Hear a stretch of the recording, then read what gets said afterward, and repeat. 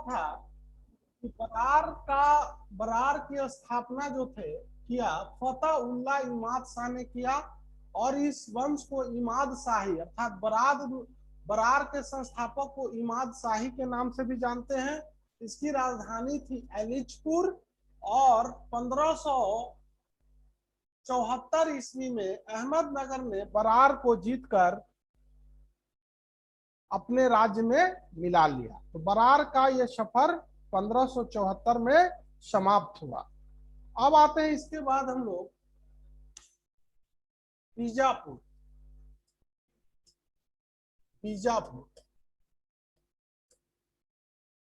बीजापुर के स्वतंत्र राज्य की स्थापना यूसुफ आदिल खां, बीजापुर के स्वतंत्र राज्य की स्थापना यूसुफ आदिल खां के द्वारा किया गया था, और वो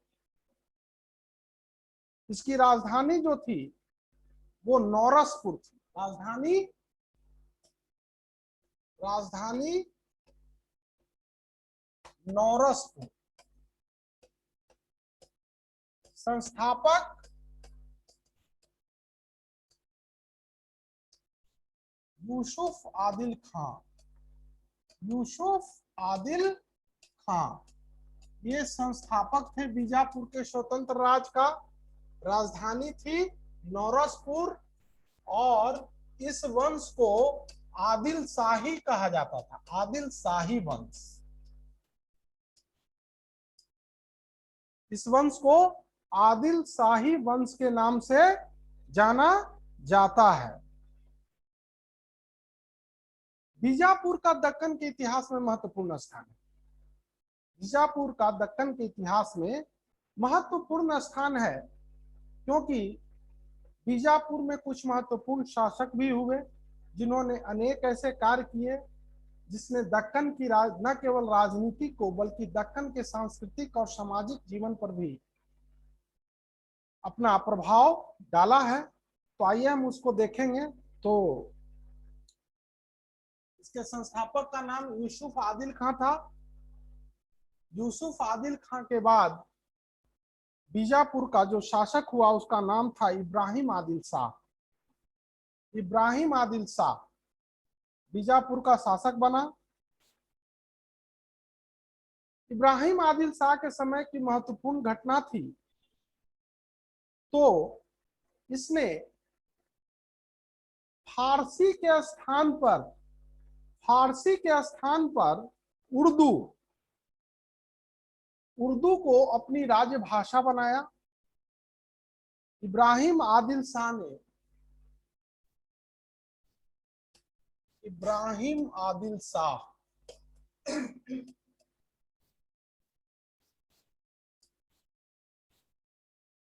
तो पहला क्या कि उर्दू को राजभाषा बनाया।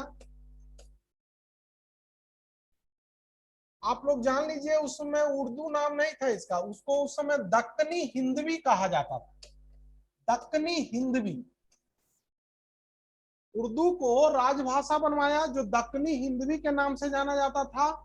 और इस प्रकार इब्राहिम आदिल शाह को हम लोग दक्कनी हिंदवी का जन्मदाता भी कहते हैं। अर्थात दक्कन में उर्दू का जन्मदाता कहिए या दक्कनी हिंदवी का जन्मदाता, वो इब्राहिम आदिल शाह को माना जाता है।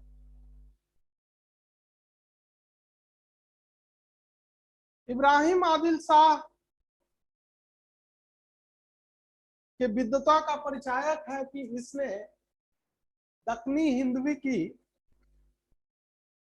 विकास में अपना महत्वपूर्ण योगदान दिया, या इसका प्रेरक उसे कहा जाता है। इसके साथ ही साथ उसने एक महत्वपूर्ण और बड़ा ही चर्चित ग्रंथ, जो एक हिंदी गीत संग्रह है, किताब ए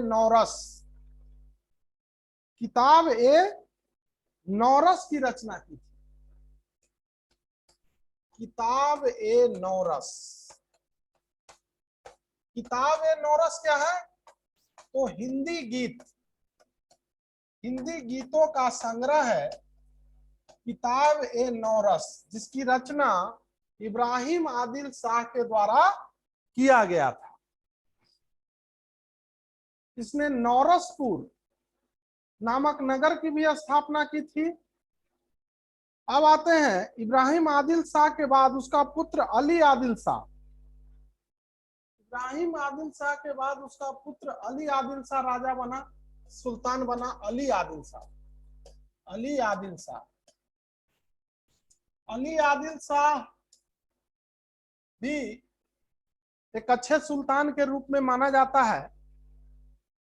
इसके साथ ही साथ अली आदिल शाह की चर्चा उसके विवाह को लेकर भी किया जाता है, क्योंकि अली आदिल शाह का विवाह अहमदनगर की राजकुमारी चांद बीबी के साथ किया गया था, जिसने दक्कन की राजनीति में, आने वाले दक्कन की राजनीति में एक महत्वपूर्ण भूमिका का निर्वाह किया है। और आज भी भारत के इतिहास में महिला राजनीतिक हस्तियों की जब चर्चा की जाती है तो उसमें एक महत्वपूर्ण नाम चांद बीबी का भी आता है, जिन्होंने अपने राष्ट्र की सेवा में अपना बेहतरीन योगदान दिया था। तो ये चांद बीबी, तो सबसे पहले अहमदनगर के चांद बीबी से विवाह,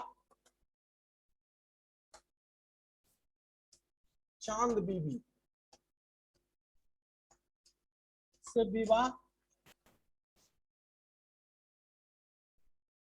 अली आदिल शाह। चांद बीबी एक योग्य महिला थी, देखते ही देखते प्रशासन में या प्रशासन पर इनकी पकड़ स्थापित हो गई थी।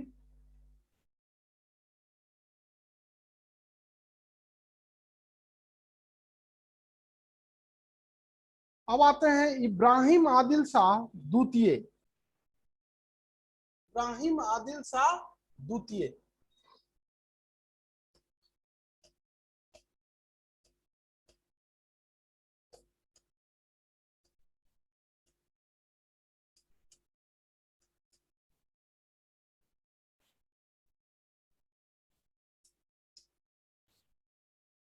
इब्राहिम आदिल शाह द्वितीय। इब्राहिम आदिल शाह द्वितीय बीजापुर का एक महान शासक हुआ। इसके इसने यह एक उदार शासक था, धर्मनिरपेक्ष शासक था। अपनी उदारता और धर्मपरायणता के कारण इसे जगत गुरु की उपाधि दी गई, जगत गुरु। तो सबसे पहली बात क्या है, इब्राहिम आदिल शाह को उसकी उदारता के कारण जगत गुरु के नाम से भी जाना गया। स्थापत्य के क्षेत्र में भी इसने महत्वपूर्ण कार्य किए, जैसे झंझरी मस्जिद, झंझरी मस्जिद का निर्माण बीजापुर के झंझरी मस्जिद का निर्माता था इब्राहिम आदिल शाह द्वितीय। इसके बाद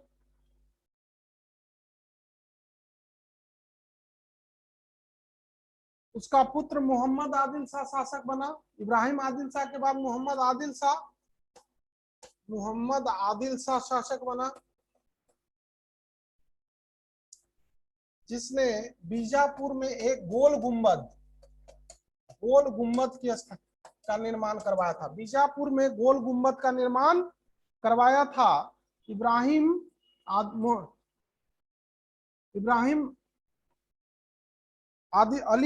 इब्राहिम आदिल शाह का पुत्र मोहम्मद आदिल शाह, इसने बीजापुर में गोल गुम्बद का निर्माण करवाया। इस गोल गुम्बद को विश्व के स्थापत्य में एक आश्चर्य के रूप में देखा जाता है या माना जाता है। अंततः 1686 में औरंगजेब ने बीजापुर का पर अधिकार कर लिया।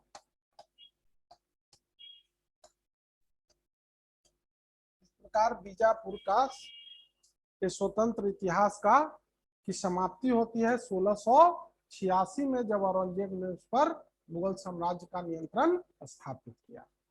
अब आते हैं अहमदनगर। अहमदनगर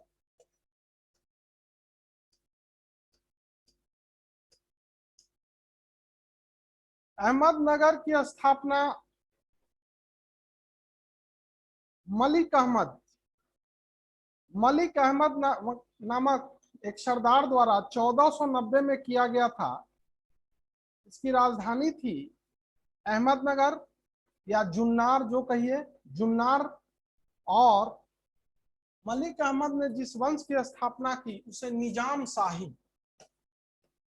निजाम शाही, संस्थापक मलिक अहमद, मलिक अहमद द्वारा संस्थापित वंश निजाम शाही कहलाया और राजधानी थी जुन्नार।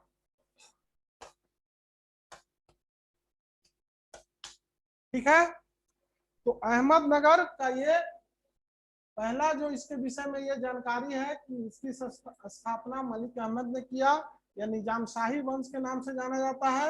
इसकी राजधानी थी जुन्नार। अब आते हैं इसके कुछ महत्वपूर्ण शासकों पर। तो मलिक अहमद का एक और महत्वपूर्ण कार्य था कि इसने अहमदनगर जो है, अहमदनगर नामक शहर की जो अहमदनगर शहर और राज्य दोनों के नाम से जाना जाता है, उसका यह संस्थापक था। इसके बाद अहमदनगर का महत्वपूर्ण शासक हुआ हुसैन निजाम शाह। हुसैन निजाम शाह, हुसैन निजाम शाह का शासनकाल दक्कन के इतिहास में एक महत्वपूर्ण घटना के रूप में जाना जाता है। क्यों जाना जाता है? तो सबसे पहला कारण जो है वो ये है कि हुसैन निजाम शाह के शासन काल में ही, आप लोग ध्यान से सुनिएगा, हुसैन निजाम शाह के शासन काल में ही विजयनगर के खिलाफ एक सैनिक मोर्चे का गठन किया गया था। जैसा कि विजयनगर साम्राज्य को पढ़ाते वक्त भी मैंने बताया था कि एक सैनिक मोर्चे का गठन किया गया था, और उस सैनिक मोर्चे में अहमदनगर, बीजापुर, बरार और गोलकुंडा, ये 4 राज्य शामिल थे। ये 4 राज्य शामिल थे। और इस सैनिक मोर्चे को कहा जाता है कि हुसैन निजाम शाह इस सैनिक मोर्चे का रचनाकार माना जाता है। अर्थात ये उसी के दिमाग की उपज थी कि हम लोग अकेले विजयनगर को पराजित नहीं कर सकते, अतः हमें आपस में मिल जाना चाहिए और मिलकर एक सैन्य गठबंधन बनाकर विजयनगर को पराजित करना चाहिए। और वास्तव में ये वास्तव में सत्य साबित हुआ और इन लोगों ने विजयनगर को पराजित कर दिया, और उसी के बाद विजयनगर का पतन भी प्रारंभ हो गया और धीरे धीरे दक्कन के इतिहास में, दक्षिण के इतिहास में विजयनगर समाप्त हो गया। तो हुसैन निजाम शाह को इस सैनिक मोर्चे का निर्माता माना जाता है और इसी के शासन काल में विजयनगर को पराजित किया गया था। जैसा कि मैंने पहले भी आपको बताया था कि विजयनगर के शासक सदाशिव राव के शासन काल में राम राय उसका प्रधानमंत्री था, और राम राय एक अति महत्वाकांक्षी व्यक्ति था जो दक्कन के इन राज्यों को परस्पर लड़ाकर अपने हितों को साधना चाहता था, और एक के खिलाफ दूसरे को मदद देकर वो इन्हें प्रताड़ित करता था। परिणाम स्वरूप इन सभी राज्यों ने मिलकर आपस में एक मोर्चा बना लिया और अंततः विजयनगर को ही पराजित कर दिया। ठीक है, अब आते हैं, जैसा कि इससे पहले मैंने बताया कि बीजापुर के शासक अली आदिल शाह का विवाह अहमदनगर की राजकुमारी चांद बीबी से हुआ था।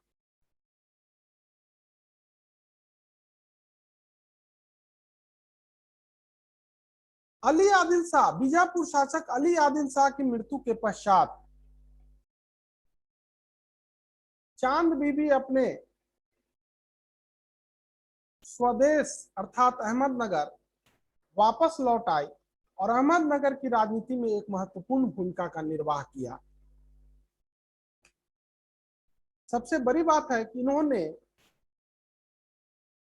मुगलों के खिलाफ अहमदनगर के प्रतिरोध को एक नेतृत्व दिया। परिणाम स्वरूप आज भी चांद बीबी का नाम अपने राष्ट्र की स्वतंत्रता हेतु उनके बलिदान को लेकर बड़े आदर के साथ लिया जाता है।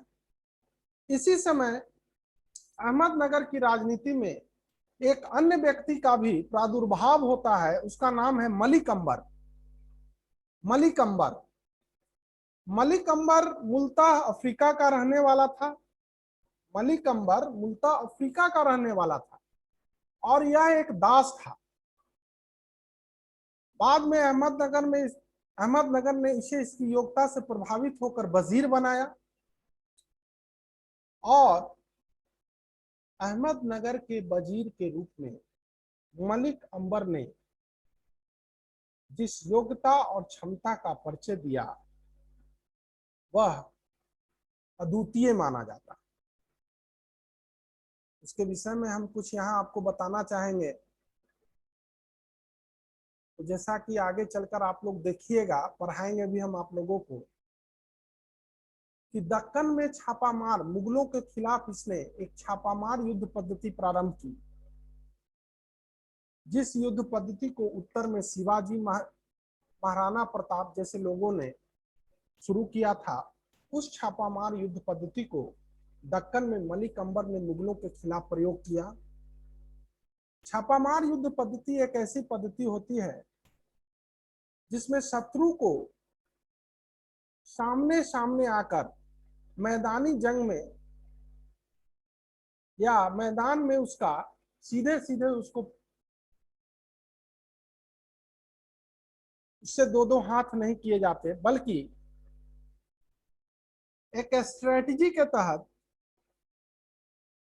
अर्थात जिसमें छिप छिप कर शत्रु पर वार किया जाता है, अर्थात शत्रु के प्रत्यक्ष सामना करने से परहेज किया जाता है।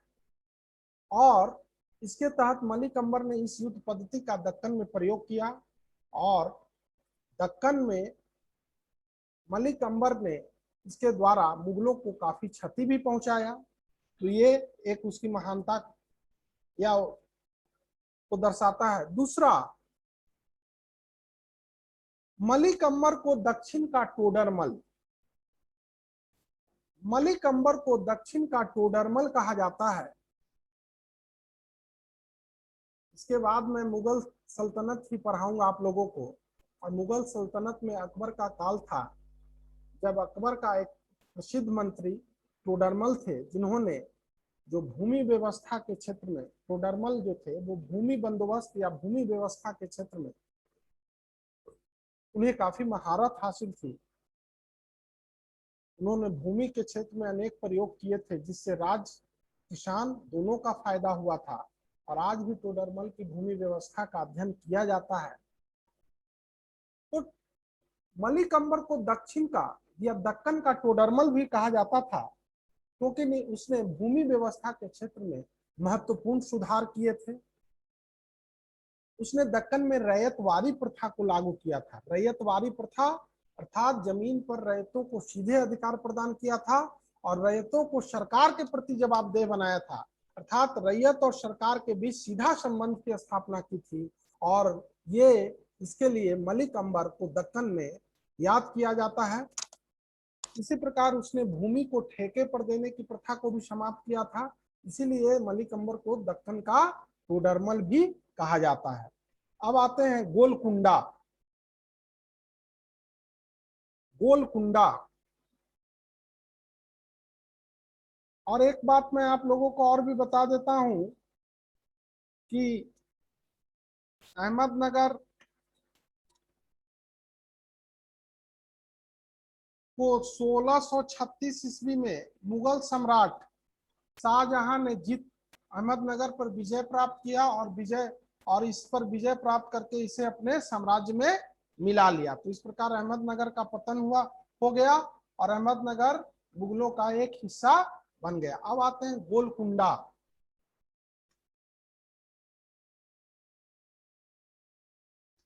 गोलकुंडा, तो गोलकुंडा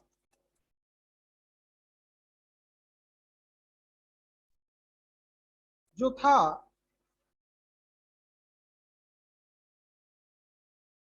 गोलकुंडा के स्वतंत्र राज्य की स्थापना,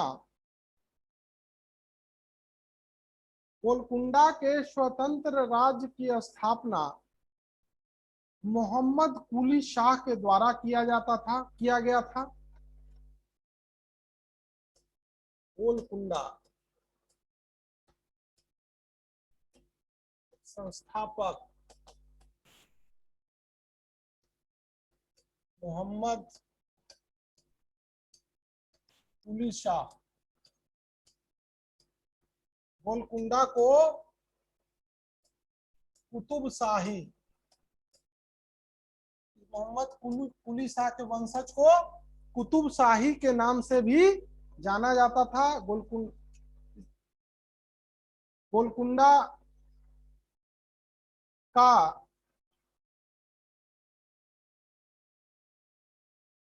के कुछ महत्वपूर्ण शासक थे, जिनमें एक था मोहम्मद कुली। मोहम्मद कुली एक विद्वान शासक था और इसने भी दक्कनी उर्दू के विकास में अपना महत्वपूर्ण योगदान दिया था। लेकिन गोलकुंडा के इतिहास का सबसे महत्वपूर्ण शासक हुआ तो उसका नाम था कुली कुतुब शाह। गोलकुंडा के इतिहास का सबसे महत्वपूर्ण शासक था कुली कुतुब शाह। गोलकुंडा के इतिहास का सबसे महत्वपूर्ण शासक था कुली कुतुब शाह। कुली कुतुब शाह ने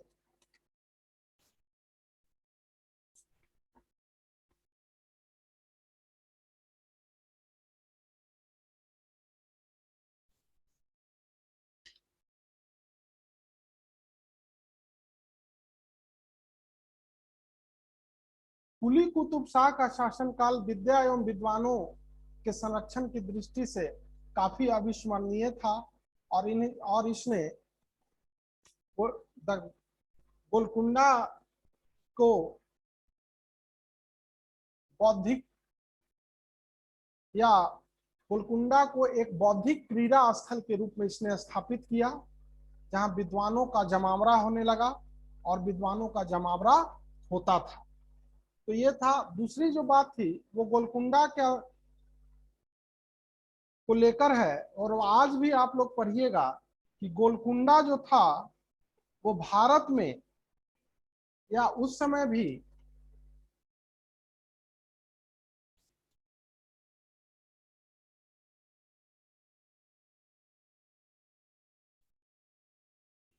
सोने की खान अपने सोने की खानों को लेकर काफी प्रसिद्ध था। अब आते हैं बीदर।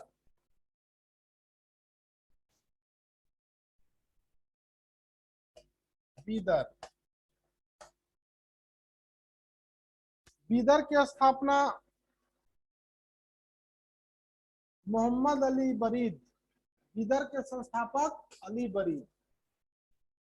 बरीद ने किया। इसे दक्कन की लोमड़ी भी कहा जाता था, दक्कन की लोमड़ी। अली बरीद को दक्कन की लोमड़ी कहा जाता था और इसने जिस वंश की स्थापना की उसे बरीद शाही के नाम से जाना जाता था। और तो इस प्रकार